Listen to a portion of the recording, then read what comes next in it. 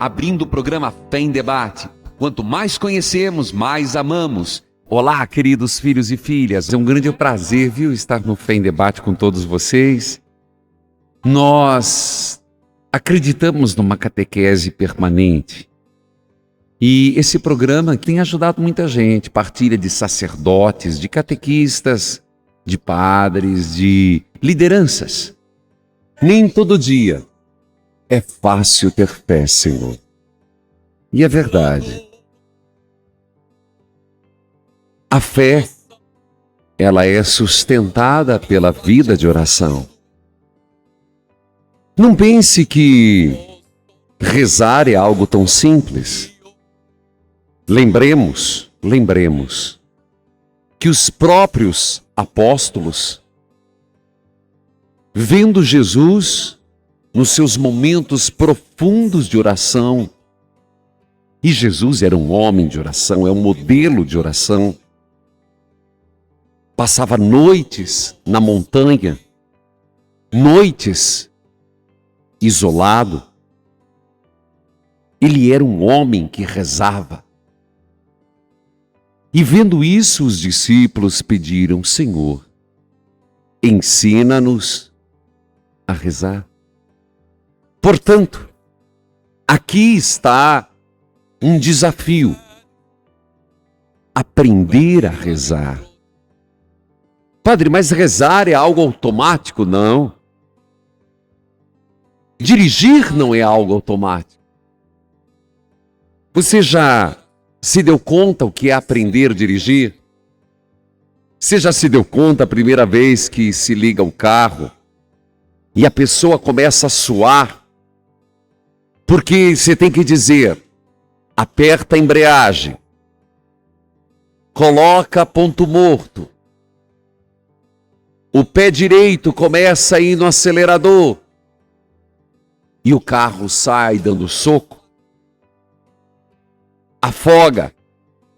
A pessoa fica ainda mais nervosa e dá vontade de desistir. E ainda mais, se o instrutor for meio pavio curto, a pessoa já larga a direção. Na segunda vez, já é mais tranquilo. Mas na terceira vez, ainda o carro sai dando soco.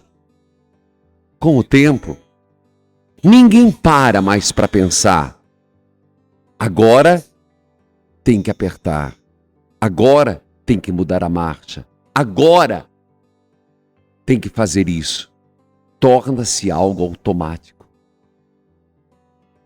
E a pessoa não pensa mais, age e simplesmente dirige. Passemos para o tema da oração.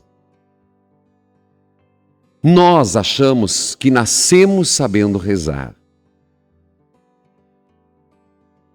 Achamos, mas não é verdade. A oração é um exercício contínuo. No começo, é igual dirigir um carro. Você sai tropeçando, afoga, dá vontade de desistir.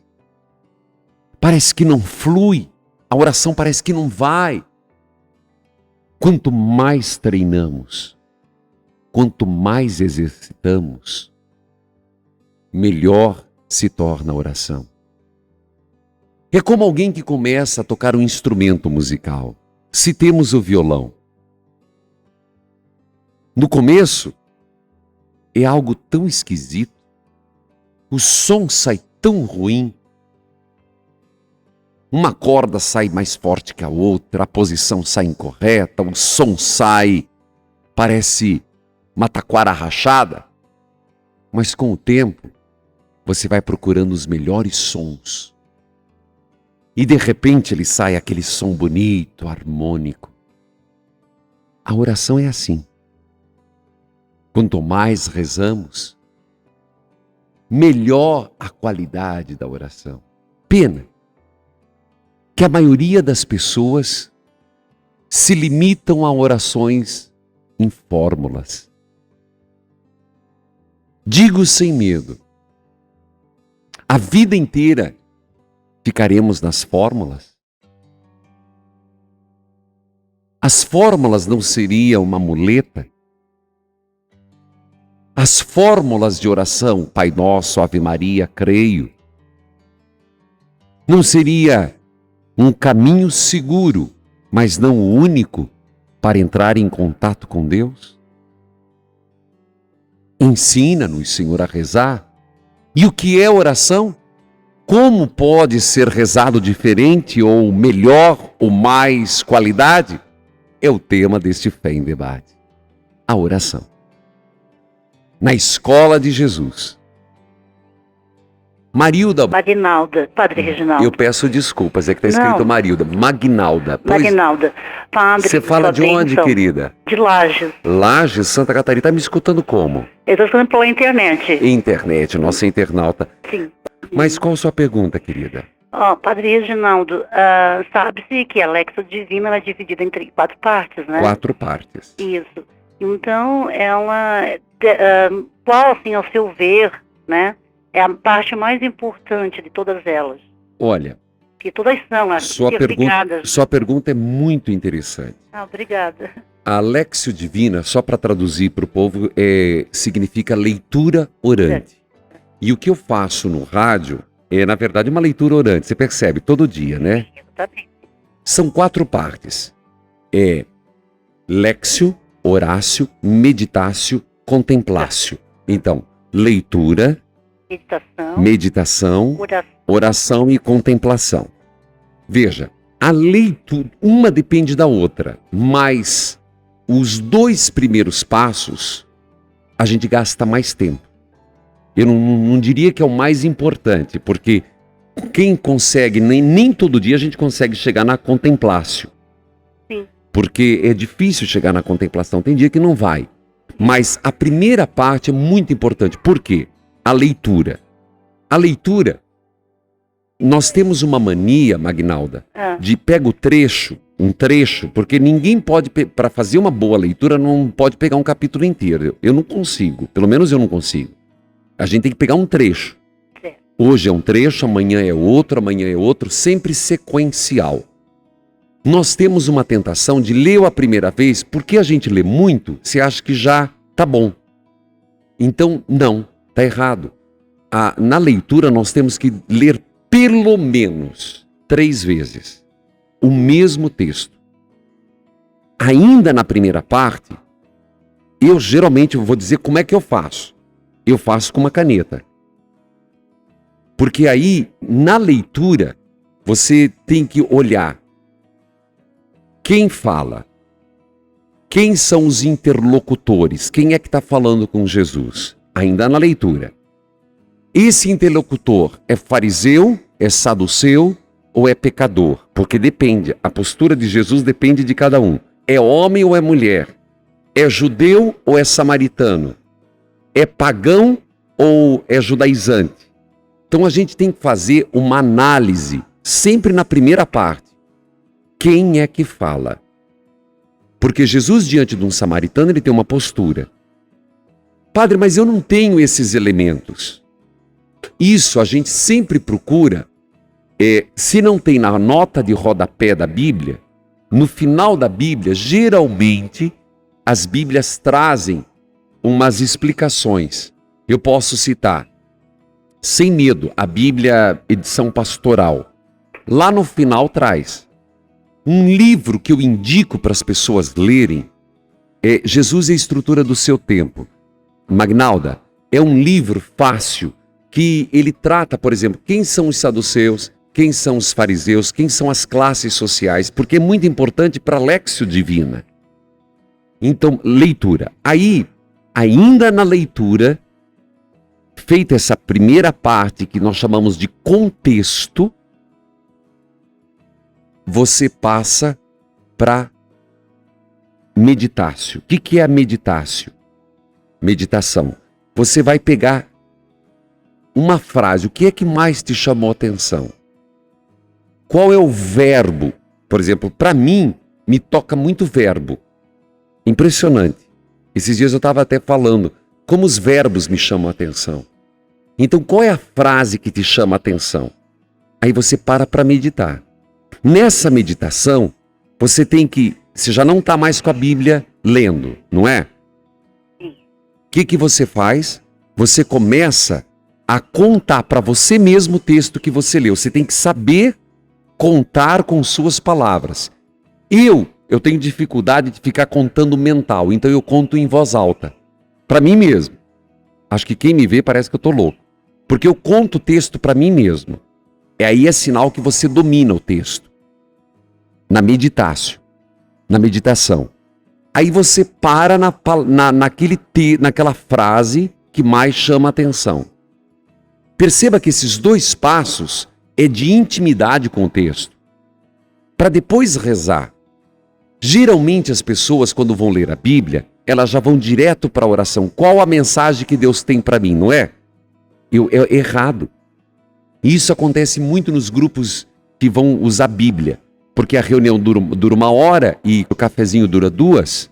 Então, quer fazer oração corrida. A espiritualidade tem que ser rápida. Porque tem muito assunto. Vamos fazer um Pai Nosso, uma Ave Maria e tá bom. Para mim não tem eficácia nenhuma não. Muito pouco. Então, não comece a Bíblia. Qual a mensagem de Deus para mim?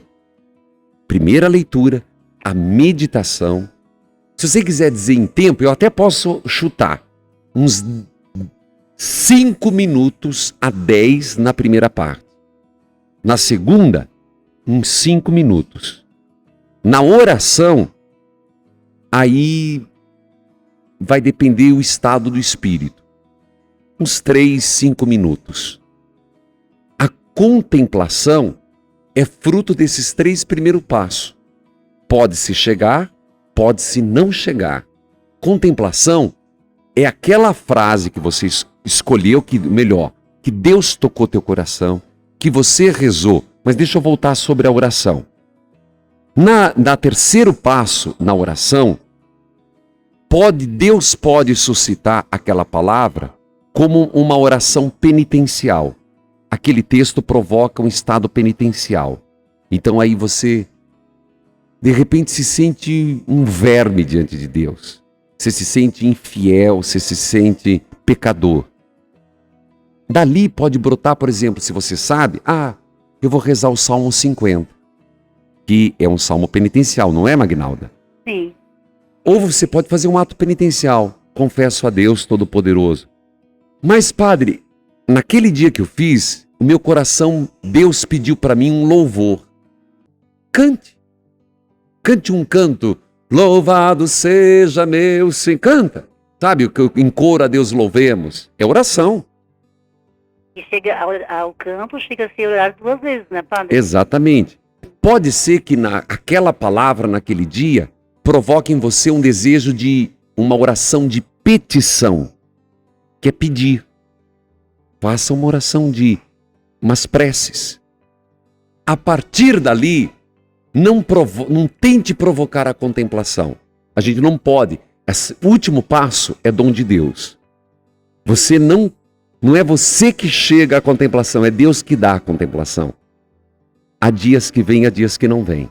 Ajudei você nas suas dúvidas? Ajudou sim, porque a Lexio Divina é super interessante, né? Verdade. Lexio Divina é um tema que muito gosto. Muito gosto. Eu vou atender a Silvana, aqui também pelo Fé em Debate. E também eu quero aprofundar dentro do que eu preparei. Padre, sua bênção. Deus abençoe. Padre, eu quero fazer uma pergunta. Primeiro você fala de onde, desculpa? Eu falo de Curitiba. Curitiba. Do bairro Abranches. Abraço Abranches. Ouço todos os dias o seu programa. Padre, qual é a posição do fiel na missa, na parte da oração eucarística, né? Onde fala no momento da Eucaristia, como o povo deve se portar, né? Que normalmente a gente ergue a mão igual... Você quer dizer no por Cristo, com Cristo, em Cristo, a voz... Chama-se doxologia, é uma palavra grega, né? Uhum. Mas é o por Cristo. Então, nessa parte, eu já prestei atenção e agora eu não faço. Apesar da gente daí ver do lado que as pessoas ficam olhando pra gente como se a gente estivesse fazendo errado. Olha, você não vai fazer, você não vai erguer sua mão, né?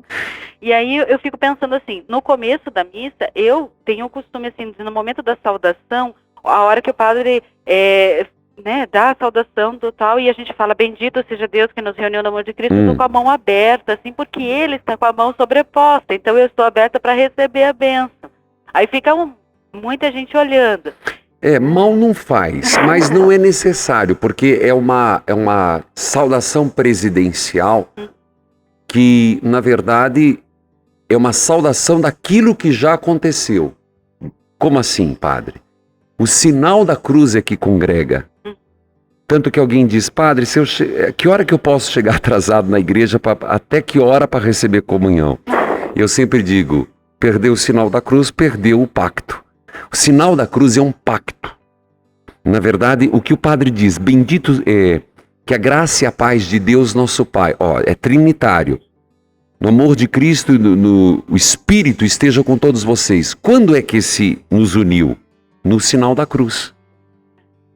Então é uma saudação complementar a um rito acontecido. O rito, na verdade, é o sinal da cruz.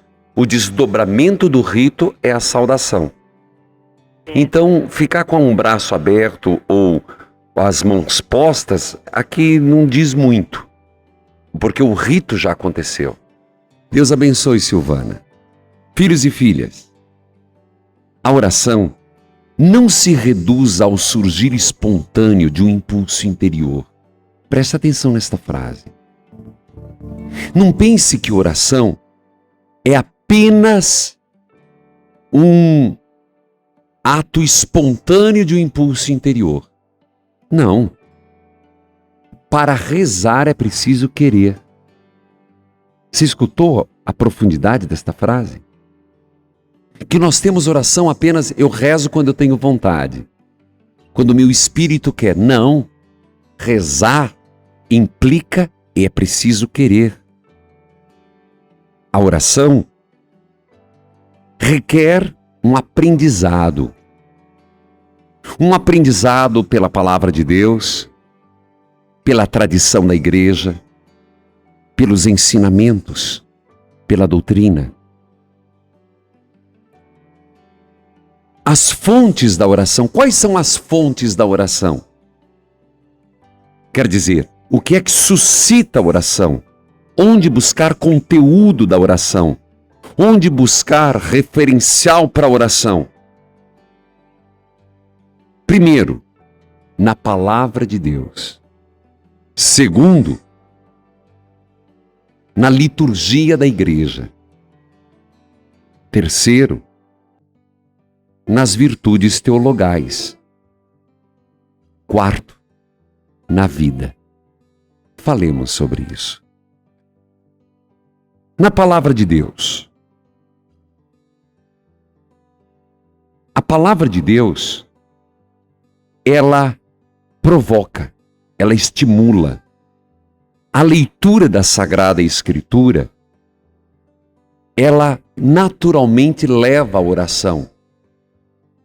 Ela provoca o ser humano a se colocar nas verdades de Deus. Nesse colóquio, nesse diálogo entre Deus e o homem. A Ele falamos quando rezamos. A Ele ouvimos quando lemos os divinos ensinamentos. Assim fala Santo Ambrósio. Repito, a Deus falamos quando rezamos. A Deus ouvimos quando lemos a Sagrada Escritura. A palavra de Deus, ela é alimento da oração. Aqui, lembremos um texto. Procurai pela leitura da palavra, e encontrareis meditando. Batei orando, e vos será aberto contemplando. Léxio Divina. Procurai. Lembra aquele texto de Jesus? Você lembra a eficácia da oração? Lucas 14. Quero crer.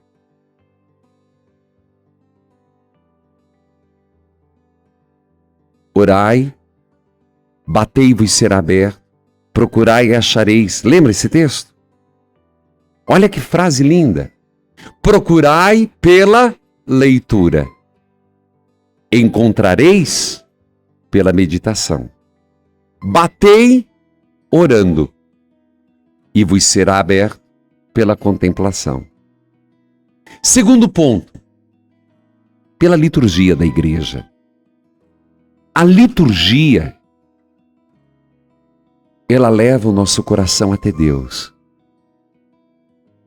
A liturgia da igreja, e quando eu falo liturgia, missa e todos os sacramentos, nos coloca em profunda comunhão com Deus. Bom, eu falava que existem algumas fontes para oração. Porque tem muita gente que partilha comigo. Esses dias chegou uma senhora, ela exerce uma função importante na igreja. Ela diz: padre, eu não sei o que rezar. Eu vou rezar o Pai Nosso, eu rezava o terço, eu perdi o gosto. Eu quero lembrar que Santa Teresa, eu não sei em que parte, vale a pena procurar, ela dizia: Santa Teresa chegou a um nível de comunhão com Deus e ela não precisava mais do terço. Então isso significa, não é que ela não valorizava o terço, é que as fórmulas, elas são como uma muleta, são instrumento. A oração em si não é rezei o terço. O terço que me é um instrumento para chegar a Deus. Então, respondendo às pessoas que dizem eu não sei o que rezar, onde que está a fonte da oração? Eu disse, primeiro, na leitura da palavra. Segundo, e na leitura da palavra, aí abre-se um parêntese, Léxio Divina. Segundo, na liturgia da igreja. Daí, aquela ideia, como celebrar bem. Terceiro, nas virtudes teologais. Fé, esperança e caridade. E de forma muito simples. Fé. Porque, pela fé, você sente a presença real de Deus. Esperança, que nos abre a fixar nossa espera em Deus. Os salmos falam muito isso. Por exemplo, o Salmo 40, versículo 2. Esperei ansiosamente no Senhor. Ele inclinou para mim e ouviu meu grito. E o amor. Aqui eu quero lembrar São João Maria Vianney. Sabe o que ele fala sobre o amor? A terceira virtude teologal. O amor é a fonte da oração. Quem dela bebe, atinge o cume da oração. E também o quarto ponto. Sabe o que é fonte de oração? A vida cotidiana. Os acontecimentos do dia a dia. Cada instante, revelar, colocar na presença de Deus o que você está sentindo, o que você está passando, como você está vivendo. Colocar na presença do Senhor os problemas familiares, fazer do teu dia a dia uma oração. O que é oração? Santa Teresinha diz, preste atenção. Como é grande o poder da oração. É como uma rainha que em todo momento tem acesso direto ao rei e pode conseguir tudo o que lhe pede. Santa Teresinha do Menino Jesus. Vamos a algumas perguntas? Padre, Antônia de Fortaleza, recebi uma oração a qual tinha que fazer 91 cópias em 9 dias. Se não as fizesse, algo ruim aconteceria. Padre, dia 13 fará um mês que estou preocupada porque algumas coisas deram errado. O que faço? Antônia, eu vou dizer o que eu faço. Como eu tenho Fale Conosco, muita gente me manda e-mail. E também me mandam, chama-se corrente de oração. Eu deleto. Sem peso de consciência. Então, Antônia, na tua vida pessoal, não comece a ficar encucada porque deu coisa errada, porque você não fez as cópias. Essas correntes de oração em nada ajudam. Só colocam uma obrigação. Isso é ruim.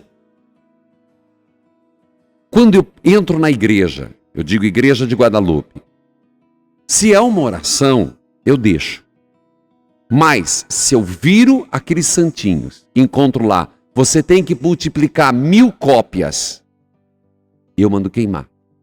Porque, engraçado, embaixo do santinho tem o nome da gráfica e o número. Isso é usar da fé do povo para ganhar dinheiro. Então, Antônia, pode ter acontecido coisa errada, mas não tem nada a ver com você, com aquilo. Se chegar no teu e-mail, se chegar uma carta dizendo isso, rasgue. Padre. Deus abençoe. Ao senhor também. Você fala de onde? De Recife. E você me escuta pela rádio agora? Eu estou pela internet. Pela internet. Pois não, Glícia, qual a sua pergunta? É o seguinte, padre, eu faço minhas orações, às vezes eu acho que minhas orações, elas não chegam até Deus porque eu faço da minha maneira. Qual é E eu penso, então, aí eu faço assim a pergunta para mim, então assim, as orações, elas têm que ser da nossa forma, como às vezes tem muitos evangélicos também que fazem assim, como eu faço. E eu gostaria de saber se elas são certas ou a gente tem que seguir um modelo de oração. Como é que é teu jeito? É assim, eu rezo o Pai Nosso, e aí depois eu vou pedindo por mim, pela minha família, pelas pessoas necessitadas, e assim vai, né? Eu vou te dar uma resposta curta, dizendo, está certíssima. Agora, vamos perguntas rápidas e respostas rápidas. Qual é a melhor parte da Bíblia, padre, para fazer a meditação da oração? Filha, para quem vai começar, eu sugiro os evangelhos para fazer essa meditação que eu disse, rezar com a Bíblia, a Léxio Divina. Os evangelhos. Depois dos evangelhos, vai para o Novo Testamento. Se torna mais difícil, porque requer um conhecimento do Antigo. A Denise, por favor, repita o nome do livro. O nome do livro que eu citei é Jesus e as Estruturas do Seu Tempo. É da editora Paulinas. Autor, Emily Morin. Quer anotar? Jesus e as Estruturas do Seu Tempo. Autor, Emily Morin. Das edições Paulinas. Não ganho nada para fazer isso, mas daí das editoras. Talvez alguém pense, mas eu faço porque eu li, me ajudou e a gente tem que partilhar. Depois, de Campo Mourão, a Joana. É verdade que o melhor horário para rezar é de madrugada? Eu ouvi dizer que é menos congestionado. Ô, Joana, eu entendo, mas não. A linha, não estou rindo de você, mas é que não deixa de ser engraçado. A linha com Deus não congestiona nunca, filha. Não tem horário. Deus é onipresente, onisciente, onipotente. Existem pessoas que acordam de madrugada, mas num ato de sacrifício, para ter uma noite vigilante. Conheço muitas pessoas que colocam o despertador, levantam para rezar, mas é nesse espírito de sacrifício, de oferecer até Jesus a certas libertações que acontecem quando a oração é acompanhada de sacrifícios. De Fortaleza, a oração só tem validade se fizermos ajoelhados? Não, filha. Não. Ajuda. O corpo fala. O corpo fala. As posições do corpo e como o corpo ajuda a rezar. Mas não é só ajoelhado, não. Você pode estar lavando louça, você pode estar lavando o quintal, você pode estar aí ferreiro, padeiro, você pode estar fazendo o que fizer e rezar. Aqui perguntas que vieram. A Bruna Limoni Médici, de Umarama. Padre, gostaria de saber quando a gente faz uma oração e pede luz, e de repente escutamos uma música, ou lemos um versículo da Bíblia, e fala sobre o assunto, e a gente pediu a luz. É a resposta de Deus? Filha, sim e não. Tem que ter discernimento. Você sabe que eu sou contra aquela história. Vamos ver o que Deus tem como resposta para mim. Abre a Bíblia e pega um versículo. Para mim não é uma leitura que ajuda, que edifica. Mas, respondendo à sua pergunta, Deus se manifesta por sinais. Um dos elementos da contemplação é contemplar a resposta de Deus na vida, nos sinais. Depois, também pelo Fé em Debate, pelo W, veio de Fortaleza. Nonato Santiago, de Fortaleza, no Fé em Debate, me fez a pergunta: Padre, realmente existe um tempo de aridez? Mesmo você rezando, não sente nenhuma presença de Deus? Sim, Nonato. Existe aridez espiritual. Muitos santos, Santa Teresa d'Ávila, São João da Cruz e mais recentemente, Madre Teresa de Calcutá, passou grande parte da vida numa profunda aridez. Só que no momento de aridez, inclusive, eu tenho um artigo sobre isso, que se você olhar está no site, na sala de leitura, e vai ser matéria do próximo livro. A aridez, ela não pode nos desmotivar a rezar, esperar mesmo na aflição. Bom, definição de Santa Teresinha sobre a oração. A oração é o impulso do coração. É um simples olhar lançado ao céu. Um grito de reconhecimento e amor no meio das provações e em meio às alegrias. Santa Teresinha do Menino Jesus. Filhos queridos, nós vamos terminando aqui. Fique com Deus. Louvado seja Deus. Acredite. Obrigado, Senhor, por nos dar a chave da eternidade. Evangelizar é preciso.